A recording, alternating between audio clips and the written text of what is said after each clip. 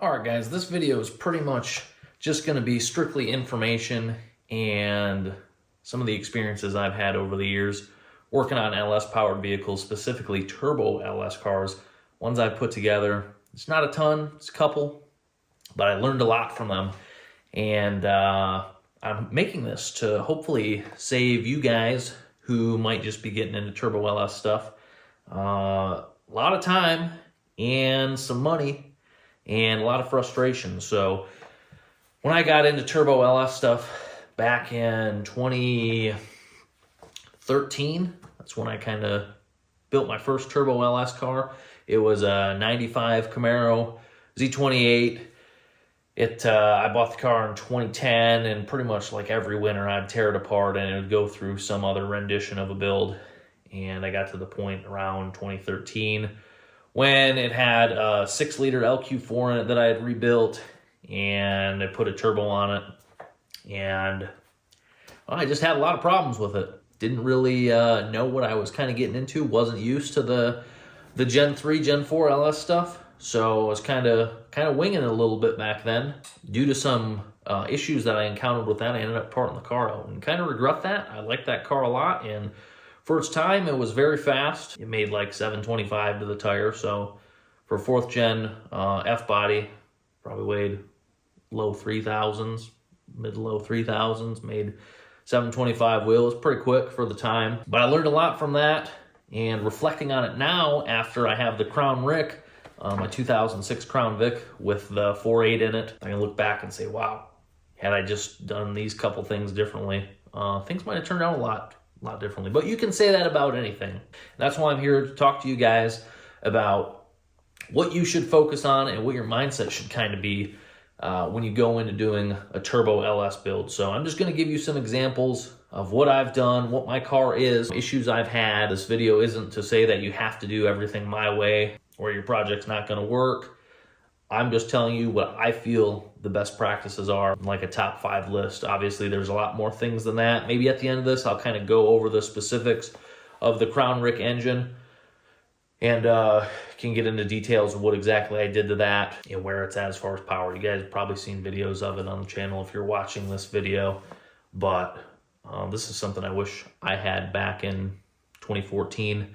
There's a lot of information out there. I've been browsing through some LS swap pages and stuff, and there's a lot of people on there that want to learn, which is cool, but a lot of people are going about doing things the completely wrong way, and it's frustrating to see. The LS platform, Gen 3, Gen 4, GM small block stuff, great platform, obviously, been around for a good amount of time. People have been making a ton of power with it forever. And there's a lot of information out there. You know, you don't have to listen to just me, obviously. There's plenty of other people that'll tell you what you can do and what you shouldn't do. I'm just, again, telling you, from my experience. So point number 1 is with the Gen 3, Gen 4 LS stuff, you don't need to go crazy internally with this engine to make it last. You don't need forged rods and pistons if you want to make 1,000 horsepower, engine horsepower.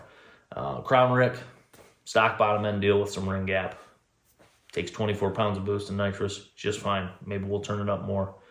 But it's just different. So the factory stuff works really well.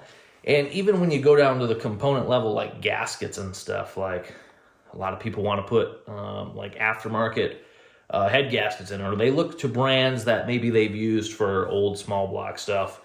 And the GM stuff, for the most part, is really good. In the Crown Vic, I run a LS9 style head gasket, but it's it's a Brian Tooley Racing branded head gasket. It's a small bore deal, so the LS9 stuff is for, I think, whatever the 6-liter bore is, or bigger. And Brian Tooley Racing makes a small bore version for like the 4.8 and the 5.3. It's worked really good. Everybody wants to put head studs in. I run a new set of stock GM bolts in the Crown Vic. You don't really need studs at that level. Talking a lot with my friend Matt Sanford, who does all my tuning. He's found that the factory head casting will flex before the factory bolts become an issue with them losing like clamping force. So it's just pretty amazing how good the stock stuff is. So keep that in mind.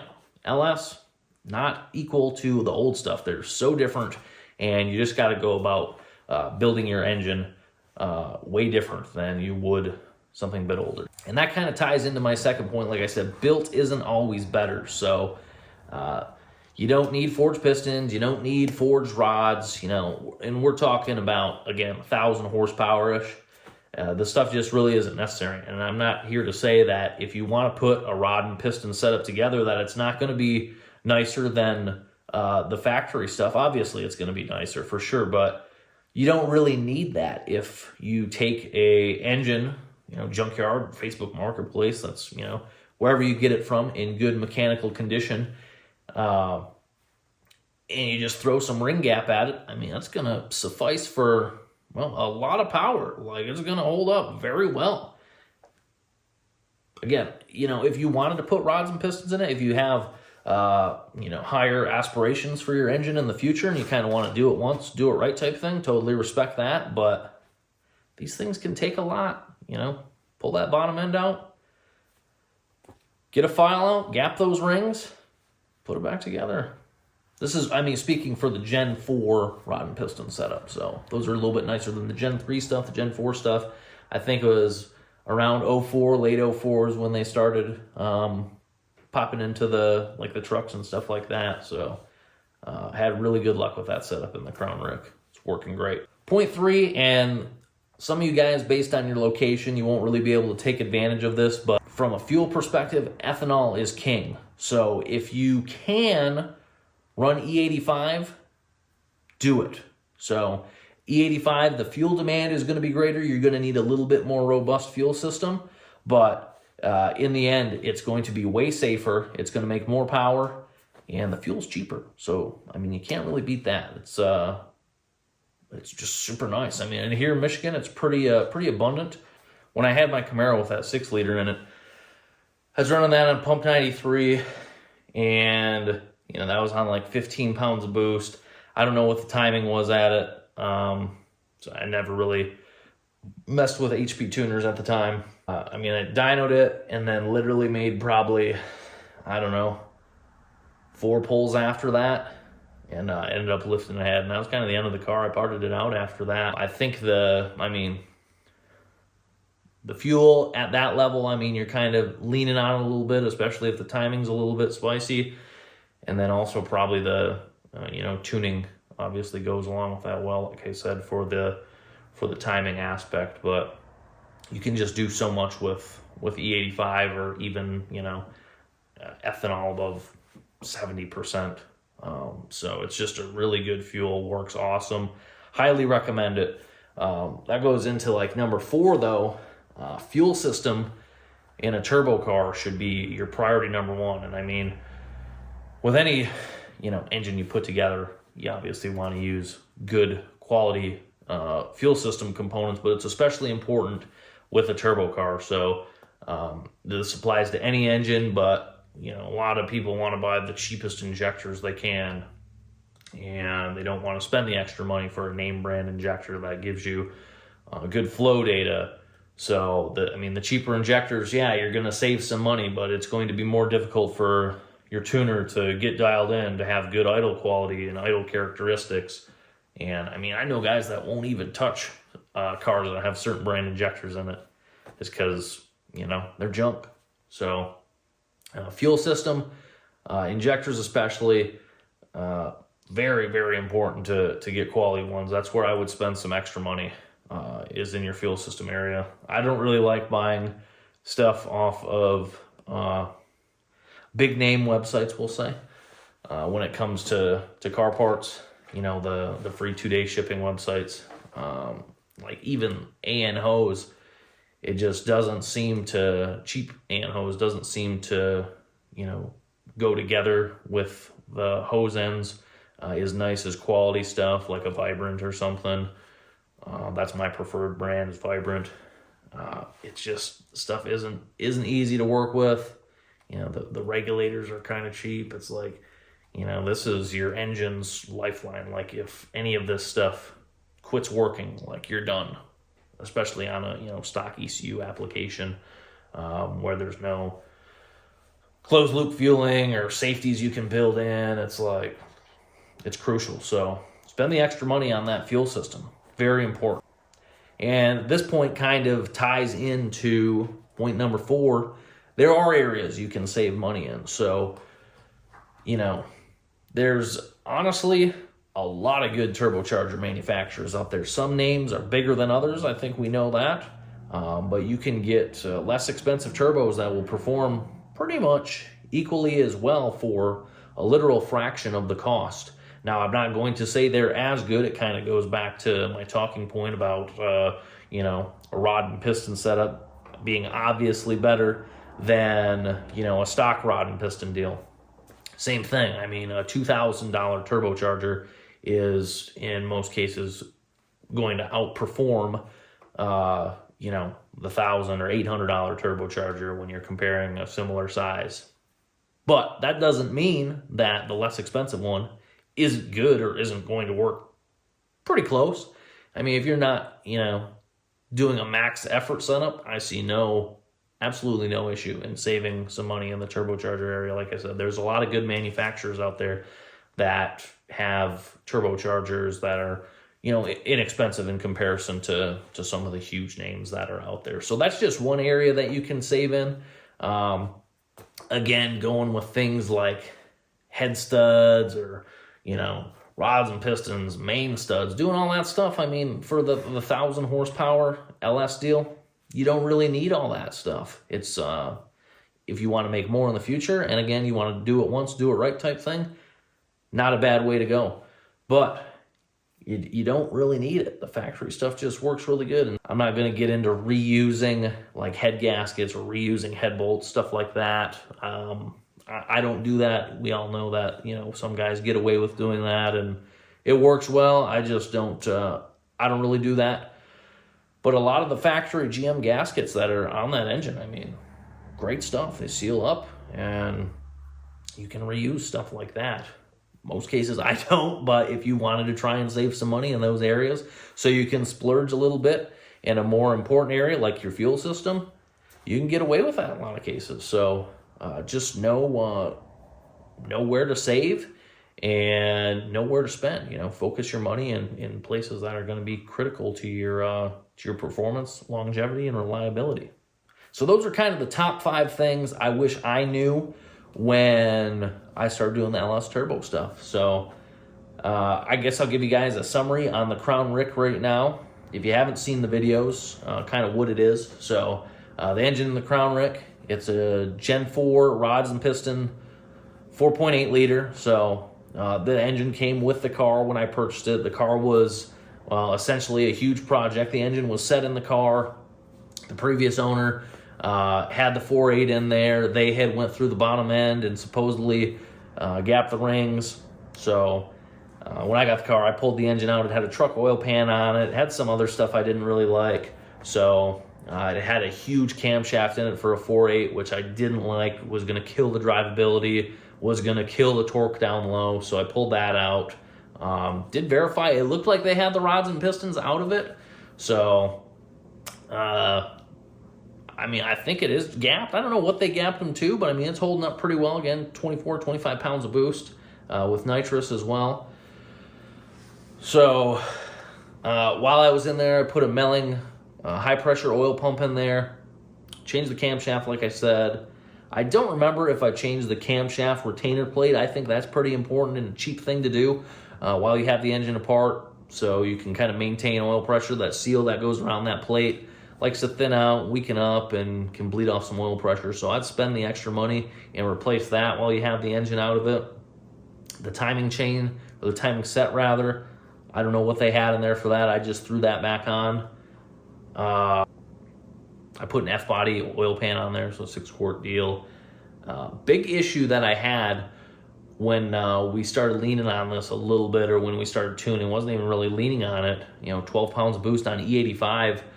We were pushing coolant, so I noticed that there was an external leak on the side of the engine with coolant, and also my heater core started leaking, which was unfortunate. So this engine had the auction site head studs in it, which are pretty weak. I don't recommend those. Would definitely recommend sticking with I would stick with, at this level, the stock GM bolts. They're really good. Or if you want to splurge for, name brand head bolt or head stud, you can certainly do that. But you're going to have issues with the cylinder heads before you run into issue with the factory bolts. So keep that in mind. When I did take it apart and I found that the head had lifted, it looked like someone went over the head with like a whizzy wheel to clean it up. You could see like a shiny spot where the coolant was shooting out of it. And rather than have these heads resurfaced, I found a different set of heads, like a virgin set of heads that hadn't been touched, just takeoffs off a different engine.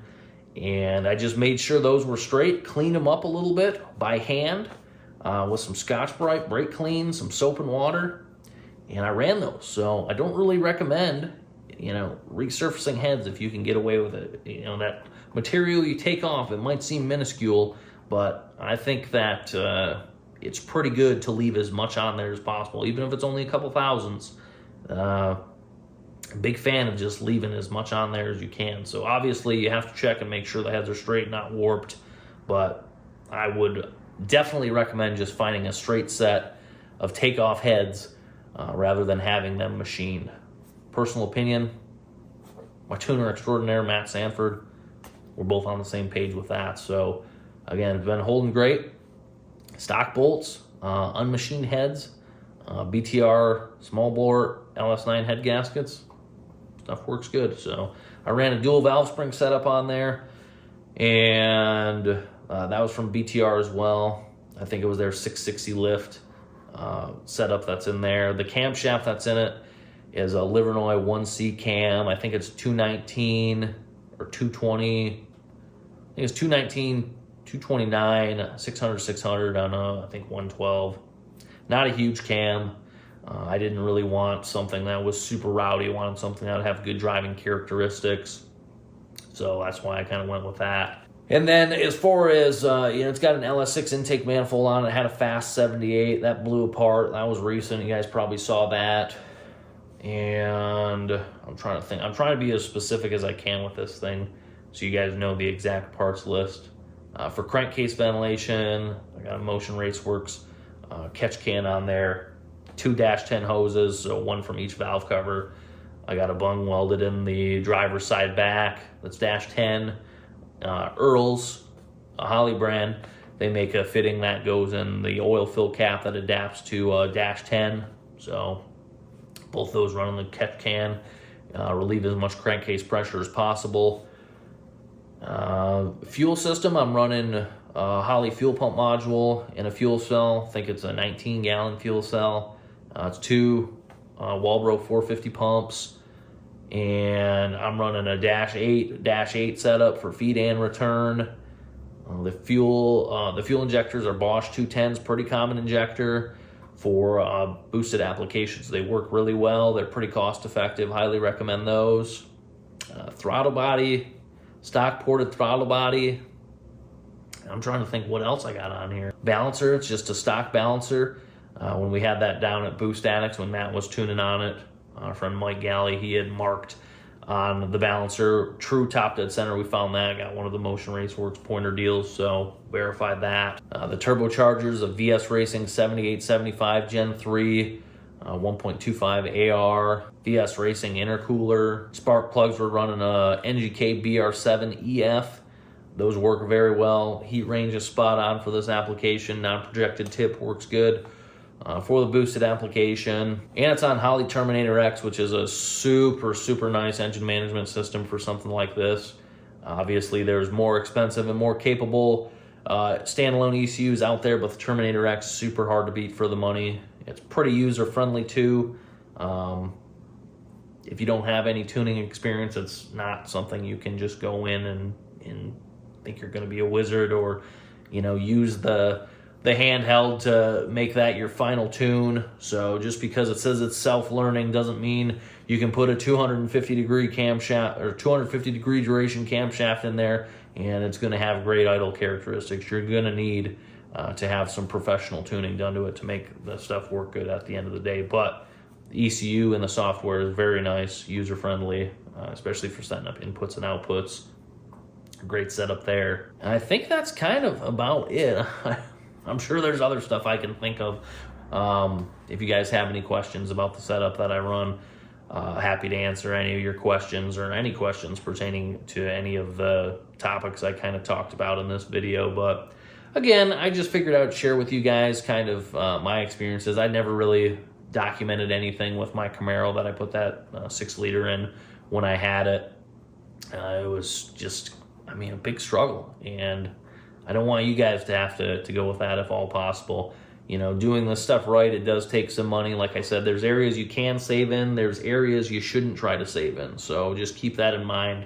Happy to recommend you guys parts for what your goals are, and for, you know, even something that can help you guys out and get you some of that stuff at a little bit of a savings. So if you guys got any questions, just let me know. But I appreciate you guys watching this video. Like I said, not too exciting, but I've wanted to make this for a while, and especially after having the Crown Rick up and running for, you know, a year and a half now, working through some of the problems that I had with it. And it's to the point now where I think it's a pretty reliable car. You know, I've driven it across state, towing a jet ski.